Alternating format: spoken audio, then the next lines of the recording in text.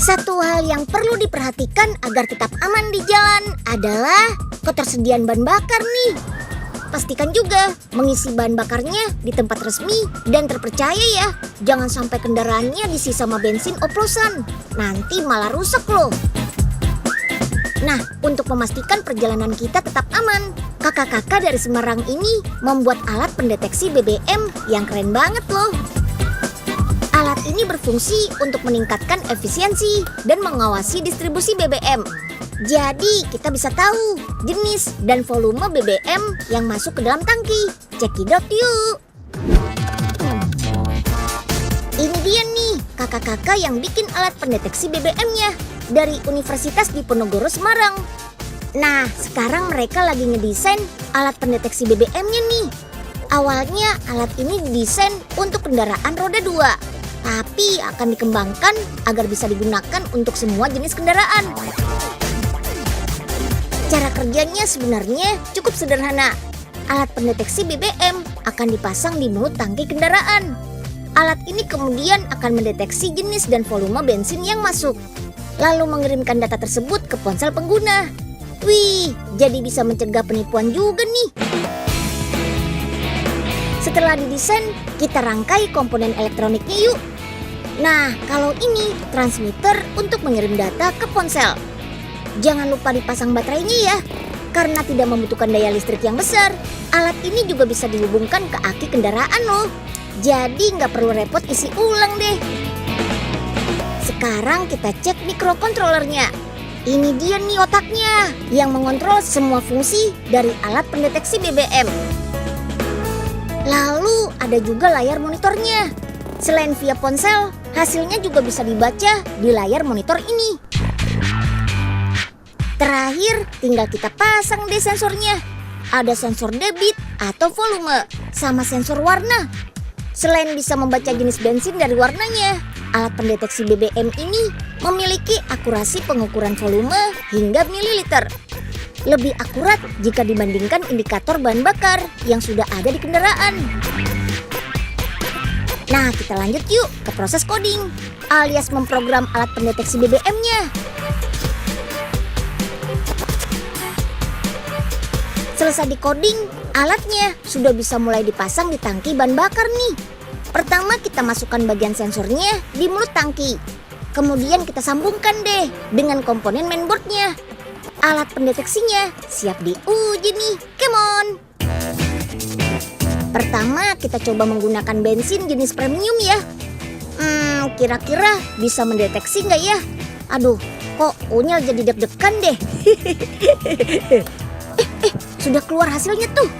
Wih, akurat banget. Keren.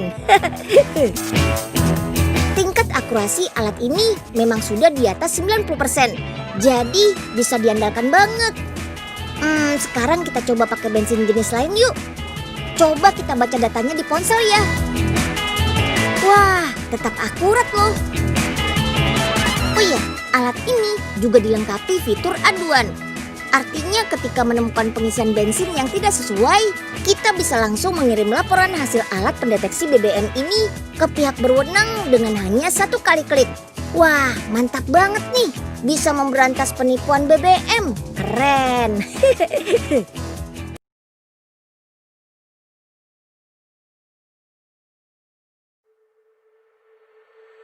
Halo teman-teman, perkenalkan, kami tim Bismillah dari Universitas Diponegoro dengan anggota tim Ahmad Naufal Zudi, Nanda Febriana, dan Ilham Muhammad mempersembahkan presentasi LKTIN kami. Untuk lebih lanjut, mari simak berikut ini.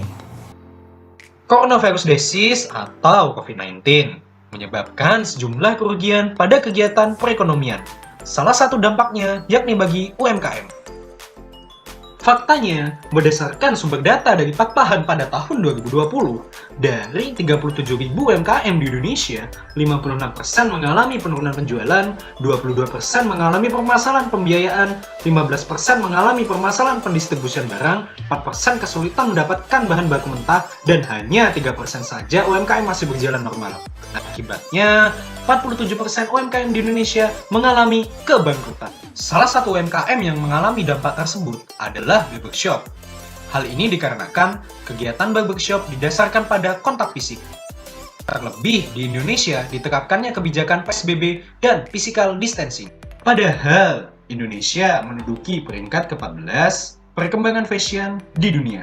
Tentunya, perkembangan fashion tersebut ditandai dengan tren gaya rambut. Ditambah, jumlah barbershop yang ada di Indonesia lebih dari 5.000 pada tahun 2017. Hal ini membuktikan bahwa usaha barbershop yang ada di Indonesia sangatlah maju. Namun, bagaimana nasib usaha ini ketika masa pandemi COVID-19? Untuk mengetahuinya, mari simak video itu. Jadi ini dari Argia Barbershop. Kalau dari segi pendapatan efek dari corona tuh turunnya sangat gratis sih. Kadang 50%, kadang 50% ke bawah. Jadi sangat pengaruh sekali. Mungkin faktor penyebab kurangnya pendapatan omset tuh atau kurangnya tamu tuh mungkin karena satu protokol kesehatan. Terus keduanya tuh pendapatan masyarakat itu kurang, mungkin lebih memilih dikurangi, bahkan dianya potong sebulan 2 kali gitu kan, 1 kali. Terus ketiganya mungkin dari PSBB juga sih, PSBB.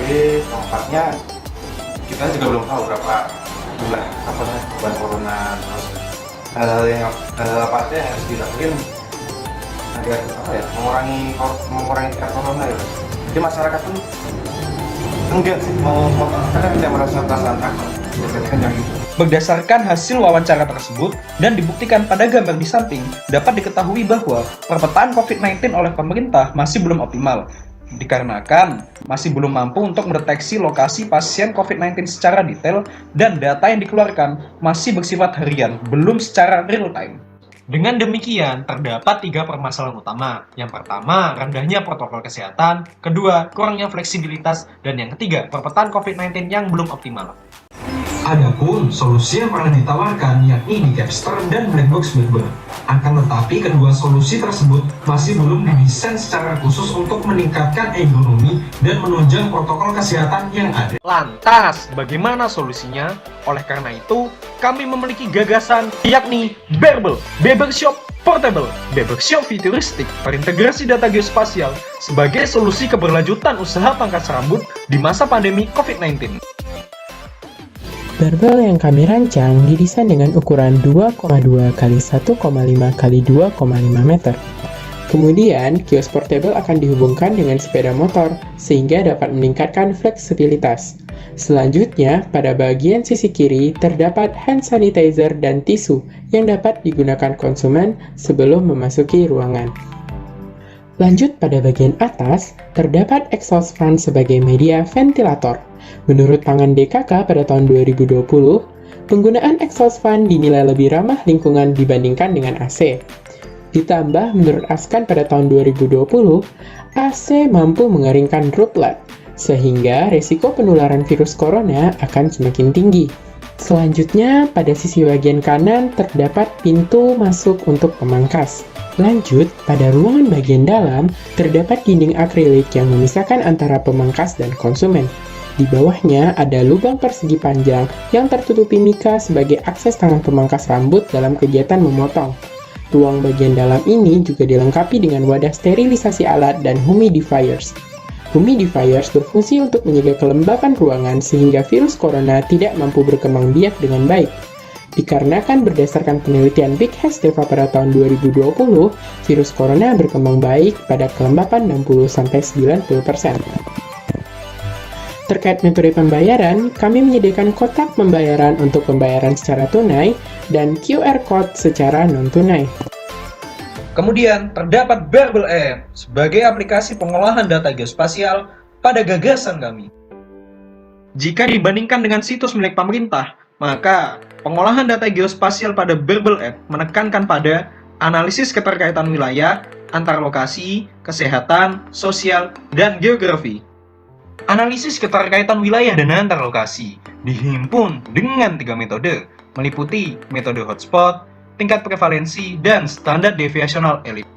Pada metode hotspot, lokasi sebaran tinggi yang berwarna merah akan dibandingkan dengan lokasi sebaran rendah yang berwarna biru, hingga didapatkan 2 daerah yang dilingkari. Jarak antar titik keduanya akan dikomputasikan secara geostatistik.